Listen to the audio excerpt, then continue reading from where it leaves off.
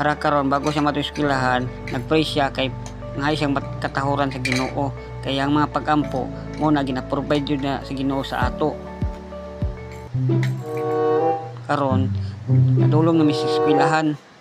Muna karon gikuyugan yun nako siya kay para makaibalo yun ko nga sa eskwelahan yun siya padulong kay naayuban mga estudyante manggod manangin ra sa ginikanan nga moadto nag eskwelahan para tuwa ra man dahil ito sa kompyuteran naapot sa uban tuwa ra bilyaran aran uban mga bataa wala ito kay balo ba nga sige ra taghatag baon sa ilaha pero tuwa ra man sa uban giyagi nagamit o ginapadulngan muna karon gikuyugan yun nato ni akong estudyante oy kay makara may kibalo ko karon hapit sa tindahan kay paito siya namnam.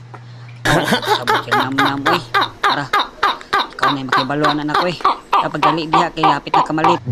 Sige ra gisi. Ara karon patabok na mi. O karon na maguna-una na manunig tabok ng bataa o. Ara dagan paabot pod ba di kabalong paabot oy. Una akong ibantayan jud oy kita bukuno ning amo adiri area ba.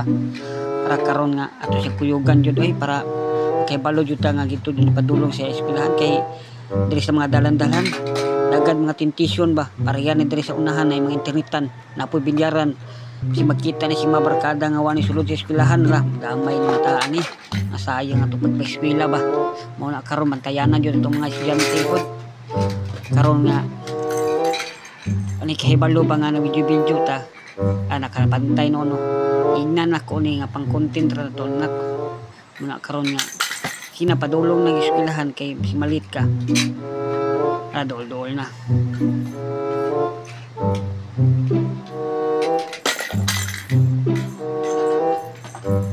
Karon yung manggod nagabantay mga medyo layo na yung ate ran sunod ra. Gusto daw siya mo koyo siyang ate kay gusto makigdula nga. Yang ate nga tuwa mga eskwelahan kay para makakatog mo eskwela siya tarong para dagan siya mahibalan. Para ang manggod gusto daw niya kadula pa.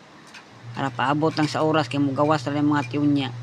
Para mukuyog ayaw pugsa ba o na kuyogin lang sa anak ay ng eskwelahan ninyo para dera kat koto ba kay para sugod na mo sa inyong eskwelahan tarong paminaw diya sa mga maestra kay para makahibalo yung kastanan ug pagkag may balado maksaptan.